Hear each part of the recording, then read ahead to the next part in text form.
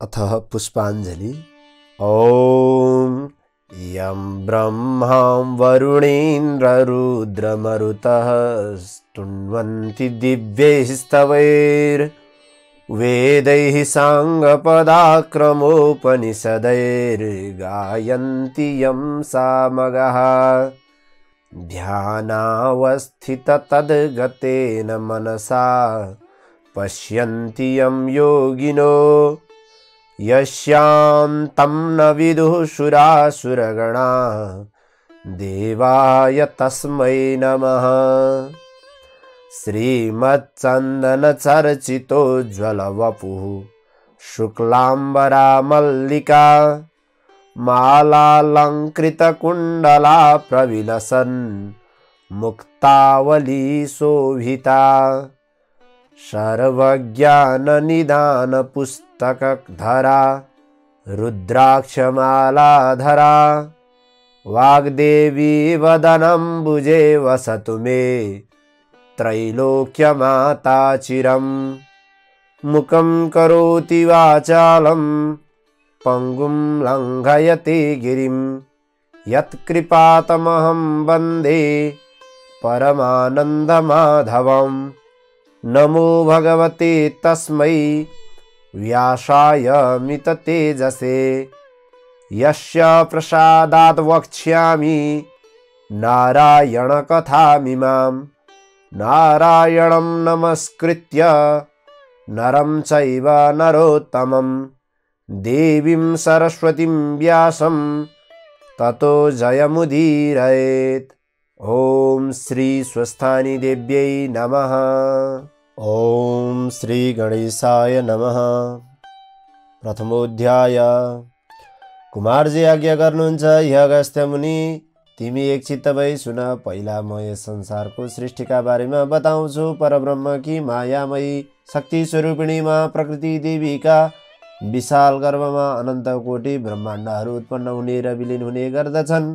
ती मध्ये एउटा ब्रह्माण्ड अन्तर्गतको सौर परिवारको पृथ्वीमा हाम्रो जन्म र मरण पनि हुने गर्दछ। यस्तो ब्रह्माण्डका बारेमा मानिसहरूका मनमा अनेक प्रश्न उब्जिन्छन्। यसको निर्माण कहिले भएको हो? यसको स्वरूप कस्तो छ? यो कति ठुलो छ? यहाँ के कस्ता चिज उपलब्ध छन्? अब यो कति समयसम्म रहला र यसको अन्त्य कसरी होला भन्ने प्रश्नहरूको उत्तर दिन सके श्रोताहरूलाई पनि भारी सन्तोष हुन जानेछ। यस्ता गहन जिज्ञासाको समाधान अड्कलबाजीका भरमा पर्नु भने उपयुक्त होइन। फेरि यसबारे साधारण मानिसहरूका बुद्धिबाट अवगत गराउन पनि सम्भव छैन। त्यसैले ब्रह्माण्डसँग सम्बन्धित त्यस्ता गहन कुराहरू अवगत गर्नका लागि हाम्रा सर्वज्ञानी योगीहरूले बनाएका शास्त्रहरूको सहयोग लिनु असल हो।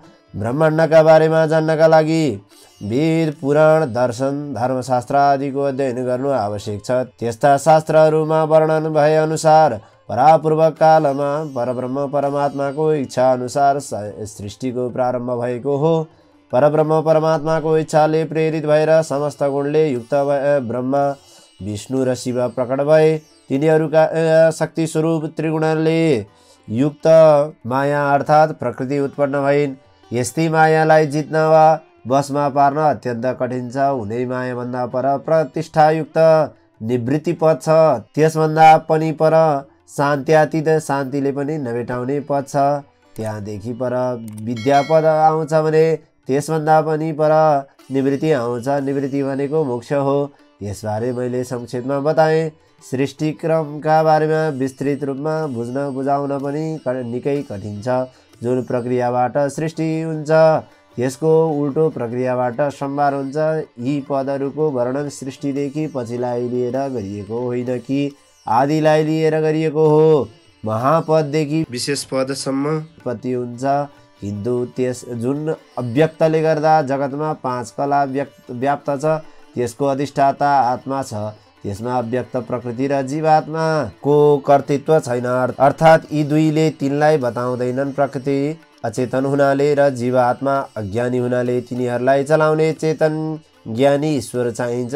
बुद्धिमानहरू कारण नभई कार्य हुँदैन भन्दछन्। हे मुनि, यस उसले कार्य भएपछि कारण पनि हुन्छ। जस्तै कपडा भएपछि त्यसको कारण पनि धागो पनि अवश्य हुन्छ। त्यस्तै गरी यस जगतको पनि कारण छ, तिनै कारण हुन् ईश्वर। ती अनादि पुरुष अर्थात् कसैबाट नजन्मने र सर्वशक्तिमान छन्, तर अल्पज्ञहरू त्यस तथ्यलाई स्वीकार गर्दैनन्। सृष्टिको प्रारम्भदेखि संहारको समयसम्म ब्रह्माको 100 वर्षको अवधि हुन्छ। त्यही अव्यक्त जन्म ब्रह्माको आयु हो। ब्रह्माको आयुको पहिलो आधा भागलाई पूर्वार्ध र दोस्रो आधा भागलाई परार्ध भनिन्छ।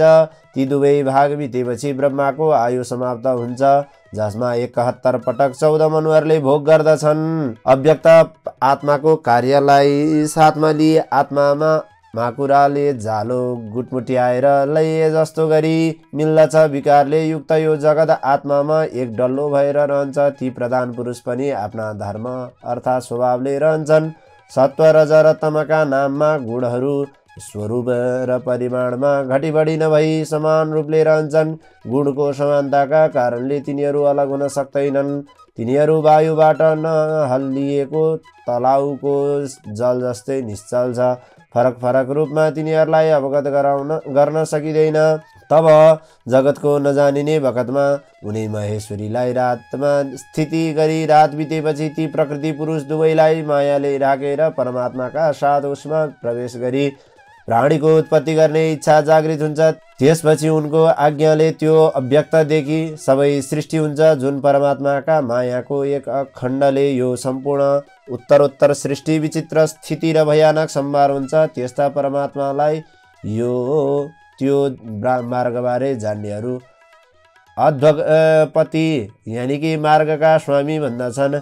उनी यस्ता प्राणीहरूमा रहने विलक्षण अनौठा परमात्मालाई नमस्कार छ। हे मुनीश्वर, पहिले ईश्वरका आज्ञाले अधिष्ठित अव्यक्तबाट अर्थात् बुद्धिदेखि एक बुद्धि, एक अहङ्कार, एकादश इन्द्रिय, पञ्चतन्मात्रा र पञ्चमहाभूत विशेषसम्म उत्पत्ति हुन्छ। क्रमले विशेषसम्मका विकारबाट रुद्र, विष्णु र ब्रह्मा यी 3 देवता उत्पन्न भए। संसारमा कतै पनि नरोकिने शक्ति प्रादुर्भाव भयो। त्यसबाट अणिमा, गरिमा, लघिमा आदि अष्टसिद्धि पैदा भए। उत्पत्ति, पालन र संहारका कार्य क्रमशः ब्रह्मा, विष्णु र महेश्वरबाट हुन थाले। कल्पान्तरमा फेरि पनि बुद्धि मोहका निमित्त परमेश्वरले शक्ति प्रदान गरे। यी उत्पन्न भई आपसमा मिली शक्ति धारण गरी परस्परको शक्तिलाई बढाउँदछन्। कहीँ ब्रह्मा, कहीँ विष्णु र कहीँ रुद्रको स्तुति हुन्छ। यस उसले उहाँहरूको सामर्थ्य धेरै थोरै हुँदैन, किन्तु बराबर रहन्छ। यो पर, यो बढ्ता र यो कम भन्नेहरू अज्ञानी हुन्। तिनै राक्षस पिचास हुन्। तिनै ब्रह्मा काल रूप, पुरुष रूप, महेश्वर रूप, चतुर्व्यूह रूप 3 गुणदेखि पर छन्।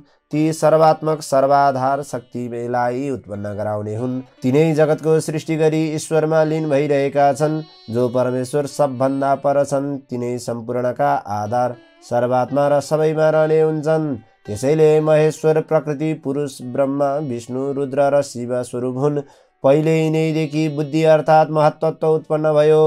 महत्त्वका क्षोभले सात्विक, राजसिक र तामसिक गरी 3 प्रकारका अहङ्कार उत्पन्न भए।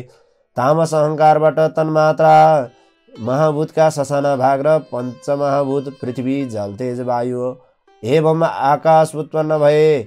सात्विक अहङ्कारबाट एकादश इन्द्रिय उत्पन्न भए, जसमा 5 ज्ञानेन्द्रिय र 5 कर्मेन्द्रिय गरी जम्मा 10 भए। 11औं श्रेष्ठ इन्द्रिय मन हो। तामस अहङ्कारबाट उत्पन्न भएको जो शब्द तन्मात्रा हो, त्यसदेखि आकाश, आकाशदेखि स्पर्श, स्पर्शदेखि वायु, वायुदेखि रूप, रूपदेखि तेज, तेजदेखि जल, जलदेखि गन्ध र गन्धदेखि पृथ्वी उत्पन्न भयो।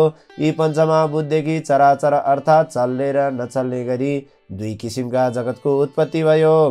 पुरुष अव्यक्तका अनुग्रहले महतदेखि विशेषसम्मका अण्डको उत्पत्ति हुन्छ। जब ब्रह्माको कार्य र कारण सिद्ध भयो, तब यस अण्डमा ब्रह्मा संज्ञा भएको क्षेत्रज्ञ बुद्धिमा प्राप्त भयो। यही प्रथम शरीर अर्थात् शरीरधारी भयो। यसलाई पुरुष भन्दछन्। उही प्राणीको आदिकर्ता ब्रह्मादेखि उत्पन्न भयो। तिनै सृष्टिकर्ता ब्रह्माबाट धर्म, ज्ञान, वैराग्य र ऐश्वर्यका साथ अधर्म, अज्ञान, अवैराग्य र अनैश्वर्य गुण भएको बुद्धि उत्पन्न भयो। जो जसका मनमा इच्छा छ सो अव्यक्तदेखि उत्पन्न हुन्छ। अव्यक्तले तीन गुणलाई कायम राखेको छ। जो गुण र उसको उपेक्षा गर्छ त्यो उसैको स्वभावलाई पनि अपेक्षा गर्छ। आत्माका सत्व, रज र तम गरी तीन स्वभाव छन्। यी तीनबाट सृष्टि, स्थिति र संहार हुन्छ। सृष्टि कर्ममा चतुर्मुख ब्रह्मा, संहारमा रुद्र, पालनमा त्यो पुरुष हुन्छ जो सहस्र शिर भनिन्छ। त्यसकारण ती अवस्थामा स्वयम्भू रहन्छन्। ब्रह्मत्वमा सत्व र रजोगुण, कालत्वमा रज र तमगुण तथा विष्णुत्वमा केवल सत्वगुण रहन्छ। गुणबुद्धि तीन प्रकारका छन्। ब्रह्मत्वमा लोकको रचना, कालत्वमा संहार, पुरुषत्वमा व्यापार रहित केवल दर्शनले पालन कार्यको सिद्धि हुन्छ। यसरी ती परमात्माका तीन कर्म छन्। यस्ता तीन प्रकारले भाग लाग्नाले ती परमेश्वरलाई त्रिगुण भनिन्छ। त्यसै गरी चार प्रकारले भाग लाग्नाले उनलाई चतुर्व्यूह पनि भनिन्छ। आदि हुनाले यिनलाई पुरुष भनिन्छ भने अजन्मा अर्थात् नजन्मिने हुनाले अज पनि भनिन्छ। सुवर्णको मेरु पर्वत ती परमात्माको गर्भाशय हो। गर्भको जल समुद्र र पर्वत जरायु हुन्। यस अण्डमा ती सबै लोक रहन्छन्। यसको अन्तरमा संसार, चन्द्र, सूर्य, ग्रह, वायु, नक्षत्र सहित स्थिर रहन्छन्। यो अण्ड जलभन्दा 10-12 गुणा विस्तृत छ। आकाशले वायु व्याप्त अर्थात् ढाकिएको छ। आकाश पञ्चमहाभूतले वेष्टित अर्थात् घेरिएको छ। भूतादि महतले व्याप्त छ भने महत प्रकृतिले व्याप्त छ। यो ब्रह्माण्ड प्रकृतिका 7 आवरणले व्याप्त छ। यस उसले प्रकृति समेत 8 सापेक्ष छन्। परस्पर उत्पन्न भइकन जगतलाई धारण गर्दछन्। आधारमा आधारी र विकारमा विकारी कछुवाका शरीर जस्तै फैलने र खुम्चने गर्दछन्। यहाँ व्यक्त र प्रकट सबै जगत यसरी उत्पन्न भई अव्यक्तबाट प्रकट हुन्छ।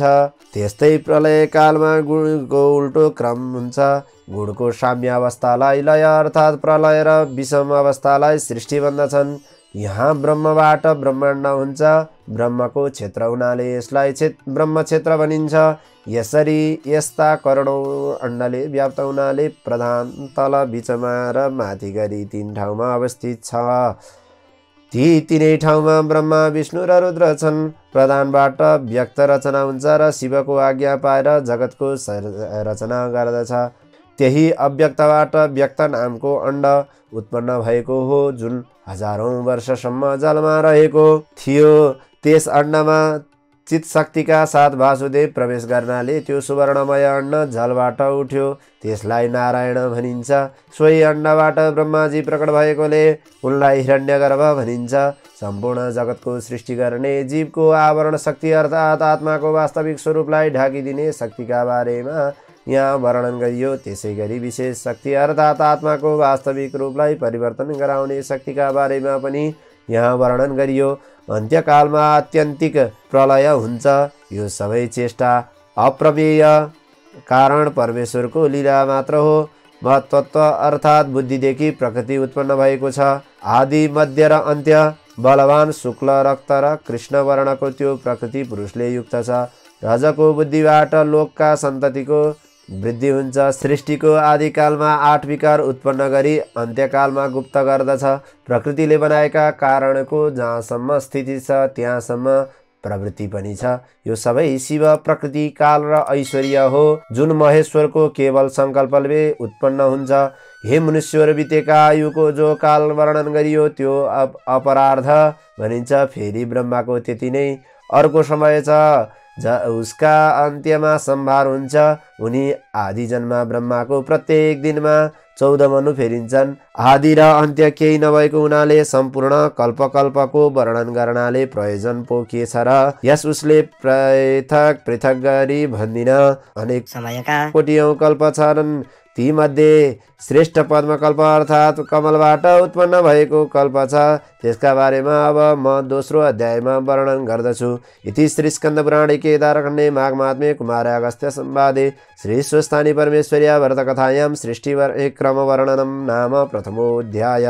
ओम उपनयतु मंगलम वह सकल जगन्मङ्गलालयः श्रीमान् दिनकर किरण निबोधित नवनलिनदलनिवेक्षणः कृष्णः काले वर्षतु पर्जन्यः पृथिवी शस्यशालिनी देशोऽयं क्षोभरहितो ब्राह्मणाः सन्तु निर्भयाः अपुत्राः पुत्रिणः सन्तु पुत्रिणः सन्तु पौत्रिणः निर्धनाः सधनाः सन्तु जीवन्तु शरदां शताम् तत्रैव गंगा यमुना च तत्र गोदावरी सिन्धु सरस्वती च तीर्थानि सर्वाणि वसन्ति तत्र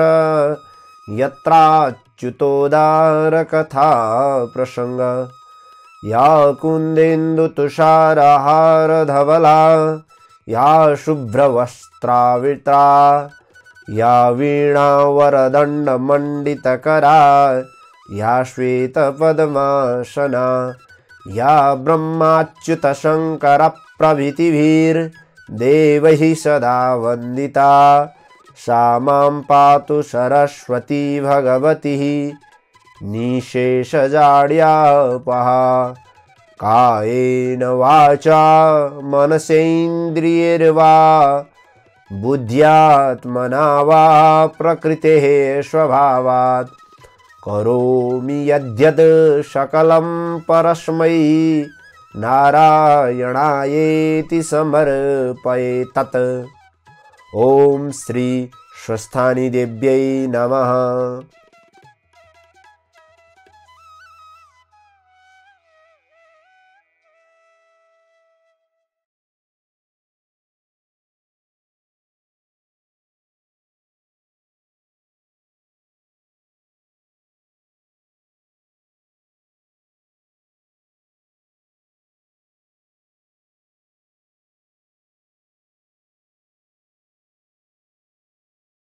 यस्तै भिडियोहरुको लागि हाम्रो च्यानललाई सब्स्क्राइब गर्नुहोस् र फर्स्टमा भिडियो हेर्नको लागि बेल आइकनलाई अन गर्नुहोस्।